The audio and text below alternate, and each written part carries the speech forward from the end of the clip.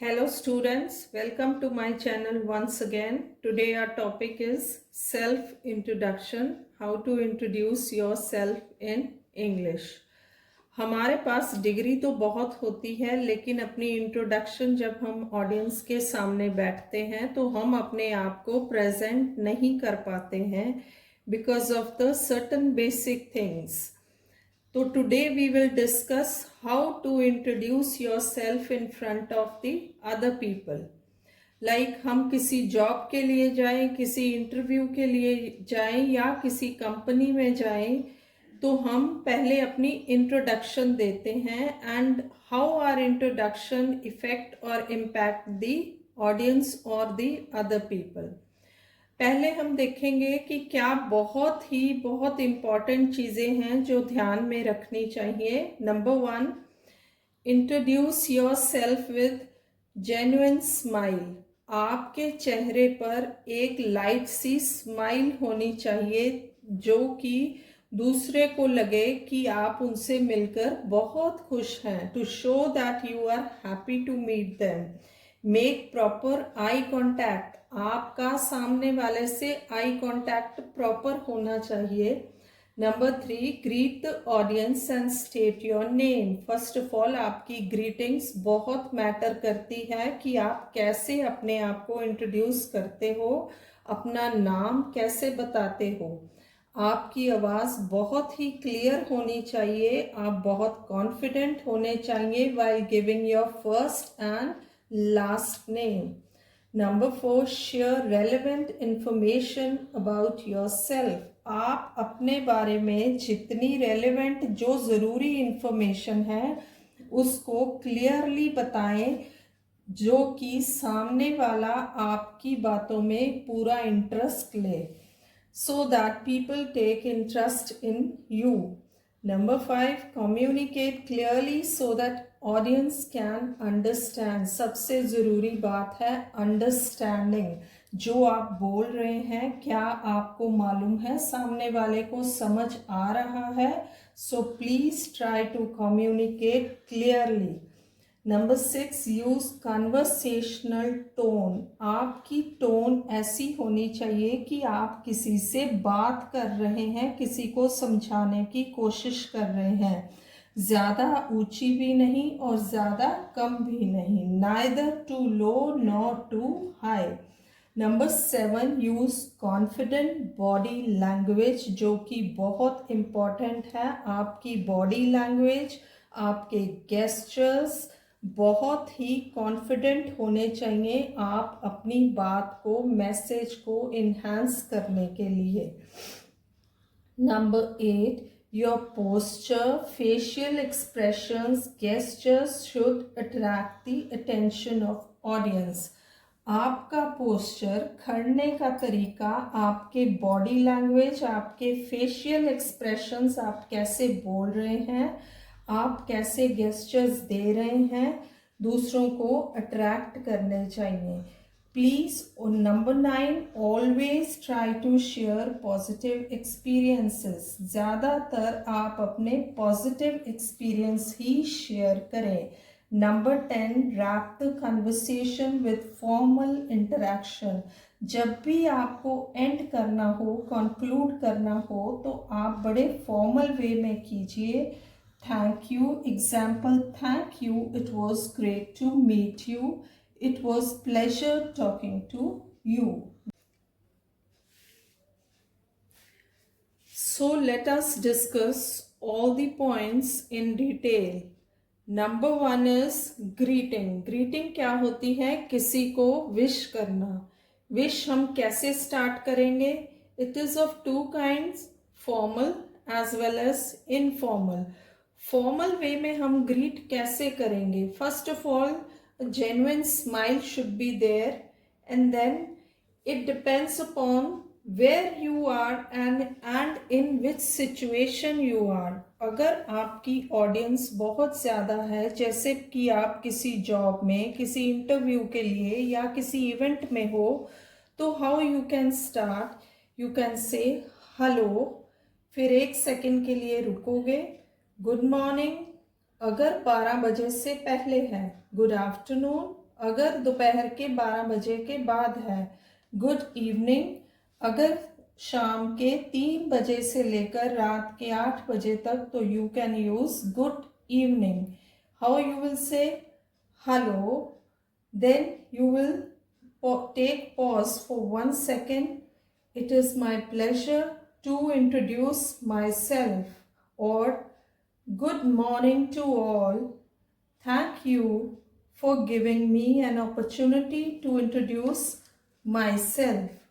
ऐसे ही हम इनफॉर्मल वे में जब भी किसी को ग्रीट करेंगे, we will start with the genuine smile. We will say, अगर इनफॉर्मल वे में हम कैसे ग्रीट करेंगे, जब हम किसी अपने फ्रेंड सर्कल में या रिलेटिव्स को ग्रीट करते हैं तो we can say hello, hi, what's up, good day, my name is this. Secondly, while introducing ourselves we will talk about name. हम अपना नेम कैसे इंट्रोड्यूस करेंगे. When large number of audience is there to listen to you, जब बहुत बड़ी audience है आपको सुन रही है, आप किसी इंटरव्यू में बैठे हो, किसी इवेंट में बैठे हो, तो you can say hello, good morning, I am Riya, और माय नेम इज रिया. आप कॉमनली ऐसे बोल सकते हो कि मेरा नाम रिया है. Otherwise if you are on phone and nobody is there to see you, आपको कोई भी नहीं देख रहा, आपने कैसे कहना है hello, good morning, this is Riya. But my self Riya is never used. कभी भी माई सेल्फ अपना नाम लेकर रिया और समथिंग एल्स कभी भी ऐसे नहीं बोलना, because my self is possessive noun and Riya is noun. Possessive noun and noun ये दोनों कभी भी इकट्ठे नहीं होते. This one is wrong. Third one, while introducing ourselves is location. अब हम किसके बारे में बात करेंगे, लोकेशन के बारे में. Now I will start from very basic to move on to more complicated. Always while giving our location, so many variations are always there. जैसे कि I am from Delhi, मैं दिल्ली से हूँ, और I belong to अमृतसर. अगर आप India में बैठे हो तो यू कैन से I am from so and so place, or I belong to so and so place. I was born in Ludhiana and raised up in Delhi, India.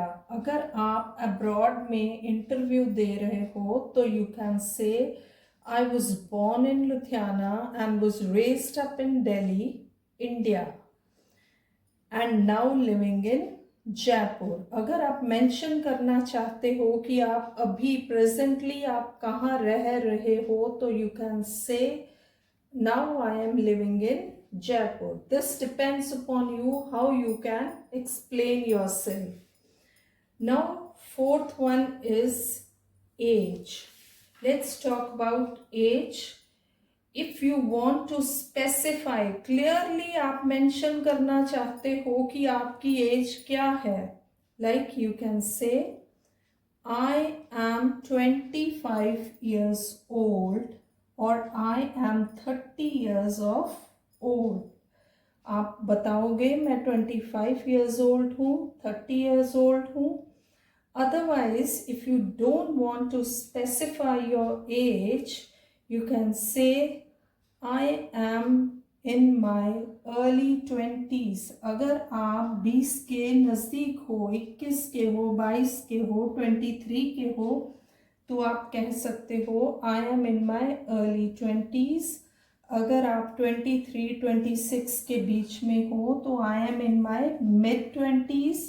और अगर आप 27 से 29 के बीच में हो, I am in my late 20s, this depends upon your age. आपका age का नंबर क्या है, देयर यू कैन मेंशन।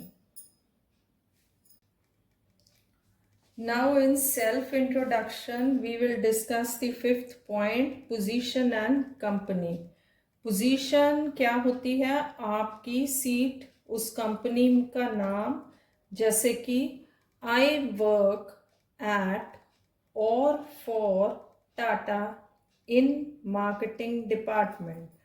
आप आई वर्क एट भी कह सकते हो, फॉर भी कह सकते हो। I work for Tata in marketing department, but you don't have to say I work in कभी भी नहीं लगेगा। आई वर्क एट और फॉर, या एक चीज लगा सकते हो, एट और for. In is never used. In कैसे यूज होता है, जैसे कि I am a manager at Starbucks, or I work in sales as manager। मैं एक मैनेजर की हैसियत से वहाँ सेल्स में काम करता हूँ। Now number 6, your experience. जैसे कि आपका एक्सपीरियंस जितना भी हो, आप उसे उतना ही बताएं। एग्जाम्पल जैसे कि I have 2 years of experience in sales. मेरा 2 साल का एक्सपीरियंस है सेल्स में। Second example is I have worked in accounting for 3 years। मैंने 3 साल के लिए अकाउंटिंग में काम किया। It depends upon your experience. Now we will talk about the achievements. आपने अभी तक क्या अचीव किया। आपकी पोजीशन कंपनी में अच्छी है, आपका एक्सपीरियंस अच्छा है, लेकिन आपकी अचीवमेंट्स क्या है। जैसे example, as an ESL trainer. ESL means English as a secondary language. I have trained many executives from multinational companies. जैसे कि मैं ESL ट्रेनर हूँ, मैंने बहुत सारे एग्जेक्टिव को ट्रेंड किया है मल्टीनेशनल कंपनी से। Second example, I also train new recruited trainers to deliver better lecture in their classrooms। मैं जो नए ट्रेनर आते हैं, मैं उनको भी ट्रेनिंग देता हूँ, जैसे कि वो अपने क्लास में एक अच्छा लेक्चर दे सकें। Now 8th point is about family। Family में you don't have to tell more about your family unless until you are asked। जब तक आपसे फैमिली के बारे में पूछा नहीं जाता, आप नहीं बताओगे। अगर आपसे पूछा जाता है तो आप ऐसे कह सकते हो, अगर आप अकेले हो घर में बच्चे, तो यू कैन से I am the only child of my parents. अगर आपके 2-3 भाई बहन हैं तो no need to say I have 1 sister, I have 3 brothers। You can से I am one of the 4 siblings। मैं 4 भाई बहनों में से एक हूँ, 4th one हूँ मैं। 9th, hobbies। Same as hobbies, if you are asked about your hobbies, then please in short you will going to tell, जैसे कि I like running, enjoy tennis, I am keen tennis player, I love dancing। Now 10th one is strength। आपकी strength क्या है, जैसे कि I am happy with my current job but looking for more productive role that suits my skill। मैं अपनी current job से बहुत खुश हूँ, लेकिन मैं और आगे बढ़ने के लिए कुछ अच्छे रोल या जॉब देख रहा हूँ जो मेरी स्किल को सूट करे या ग्रो करे। Next one example, I am quick learner and ready to take new challenges required to perform better। मैं एक बहुत अच्छा लर्नर हूँ, क्विक, बहुत तेज लर्नर हूँ और मैं रेडी हूँ, मैं बिल्कुल तैयार हूँ लेने न्यू चैलेंजेस को लेने के लिए जो मैं परफॉर्म कर सकूँ बहुत अच्छी तरह। Third example is I am particular about my schedule and always manage to my time efficiently. मैं हमेशा अपने स्केड्यूल के बारे में पर्टिकुलर जानकारी रखता हूँ और अपने टाइम को बहुत अच्छे से मैं मैनेज करता हूँ। तो ये था आज का वीडियो। वीडियो को लाइक, कमेंट, शेयर ज़रूर करें। ऐसे और वीडियोस देखने के लिए मेरा चैनल ज़रूर सब्सक्राइब करें और नए वीडियोस की नोटिफिकेशन आपको मिलती रहे। बहुत ही जल्द एक नए वीडियो के साथ आपसे फिर मुलाकात होगी। तब तक के लिए हैव अ गुड डे।